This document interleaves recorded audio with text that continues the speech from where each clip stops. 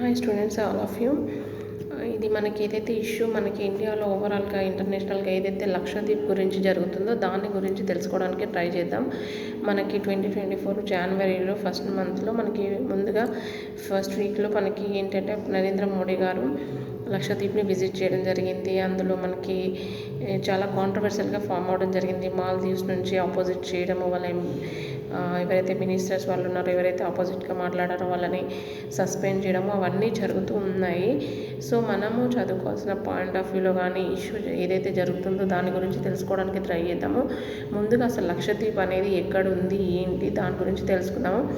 యాక్చువల్గా మన ఇండియాలో మనకి ఏంటి, తెలంగాణ ఫామ్ అయిన తర్వాత 2014లో 29 స్టేట్స్ అండ్ 7 యూనియన్ టెరిటరీస్ ఉండేవి. 7 యూనియన్ టెరిటరీస్ కేంద్రపాలిత ప్రాంతాలు, నథింగ్ బట్ వాళ్ళకి సీఎం అనేది ఏమీ లేకుండా సెంట్రల్ నుంచి అథారిటీస్ అనేవి ఉంటాయి. మన హైదరాబాద్ని కూడా యూనియన్ టెరిటరీ కింద చేయాలి, ఏపీని మనకి ఏదైతే తెలంగాణ చేయాలని శ్రీకృష్ణ కమిటీ వాళ్ళు చెప్పారో ఆ విధంగా అనమాట.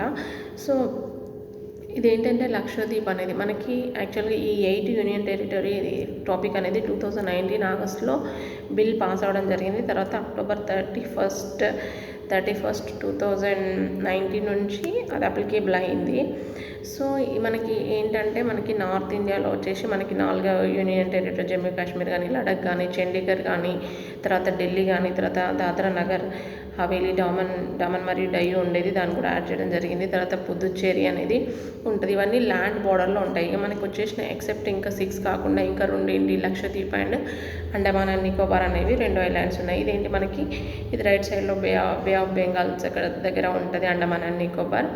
అండ్ ఆఫ్టర్ దట్ లెఫ్ట్ సైడ్లో అరేబియన్ సీ ఉంటుంది. అరేబియన్ సీలో మనకి ఈ లక్షద్వీప్స్ అనేవి ఉండడం జరిగింది. ఇవి కూడా ఎక్కడ ఉన్నాయి, నియర్ బై ఇండియన్ ఓషన్లో ఉన్నటువంటి మనకి మాల్దీవ్స్ దగ్గర ఉండడం అనేది జరిగింది. మన వాళ్ళు ఎక్కువ ప్రిఫరెన్స్ ఏది ఇచ్చేది, మాల్దీవ్ అనేది చాలా బ్యూటిఫుల్గా ఉంటుందని అక్కడికి టూరిజం లైక్ వెళ్ళడానికి చాలా ఇంపార్టెన్స్ అనేది ఇచ్చేవాళ్ళు. అదొక వేరొక కంట్రీ అనమాట. ఈ లక్షద్వీప్ అనేది మన ఇండియాకి వస్తుంది. అదేవిధంగా కేరళ నుంచి చూసుకుంటే మన బార్డర్కి just 200 to 300 kilometres near by మాత్రమే ఉండడం అనేది జరుగుతుంది. సో మనం ఈజీగా వెళ్ళడానికి కూడా మనకి ఛాన్స్ ఉంటుంది.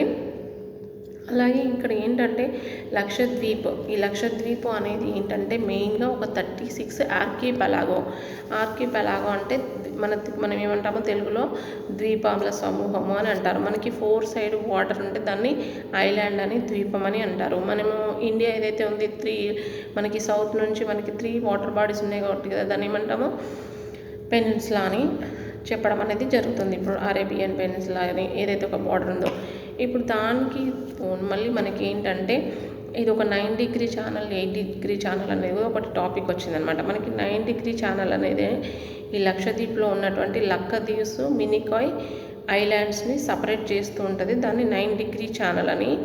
ఆఫ్టర్ దట్ మినికాయ్ నుంచి అరేబియన్ సీ నుంచి మాల్దీవ్స్ వరకు సపరేట్ చేసే ఛానల్ని 8 డిగ్రీ ఛానల్ అంటారు. 8 డిగ్రీ ఛానల్, 9 డిగ్రీ ఛానల్ అని చెప్పడం జరుగుతుంది. అదేవిధంగా 10 డిగ్రీ ఛానల్ ఈ రైట్ సైడ్లో మనకి ఏదైతే ఉందో అది అండమాన్ అండ్ నికోబార్ని సపరేట్ చేయడం అనేది జరుగుతుంది. సో ఇదంటే ఓవరాల్గా ఏంటంటే ఈ ఛానల్స్ నథింగ్ బట్ ఏంటంటే 2 మెయిన్గా ల్యాండ్ మాసెస్ ఉంటాయి కదా, దాన్ని కలుపుతూ ఉన్నటువంటి ఆ వాటర్ బాడీ ఏదైతే ఉందో దాన్ని ఛానల్ అని చెప్పడం అనేది జరుగుతుంది అనమాట. 2 ల్యాండ్ మాసెస్.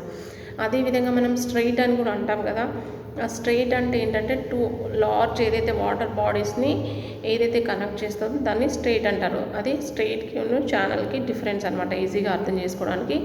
ఈ లాటిట్యూడ్స్ కూడా ఏంటంటే మనకి ఈక్వేటర్కి నార్త్ సైడ్, మనకి స్పియర్లో ఉన్నాం కాబట్టి ఈ లాటిట్యూడ్ని బట్టి 8 డిగ్రీ ఛానల్, 9 డిగ్రీ ఛానల్ అని పెట్టడం అనేది జరుగుతుంది. ఇదే డిఫరెన్స్ అనమాట. సో మోడీ గారు కానీ ఏమంటున్నారు, మన టూరిజంని మనం డెవలప్ చేసుకోవాలి, వేరే కంట్రీస్కి ఇన్కమ్ రాకుండా, లేకపోతే మనకి ప్రాఫిట్ జరగాలని చెప్పేసి ఫైనాన్స్ స్టేటస్లో కూడా ఎకనామిక్గా మనకి ఇంపార్టెన్స్ ఉంది.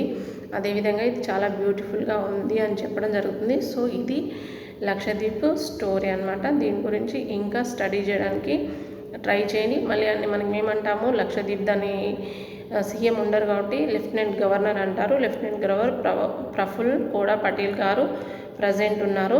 సో ఇప్పుడు మనకి తెలంగాణకి ఎవరైతే గవర్నర్ తమిళసై గారు ఉన్నారో, సౌందరరాజన్ ఉన్నారో, అదేవిధంగా పుదుచ్చేరికి కూడా ఉన్నారు కదా, తనే లెఫ్టినెంట్ గవర్నర్గా సేమ్ యాజ్ టీజ్గా మనకి ఈ లక్షద్వీప్కి కూడా ప్రఫుల్ గారు ఉండడం అనేది జరిగింది.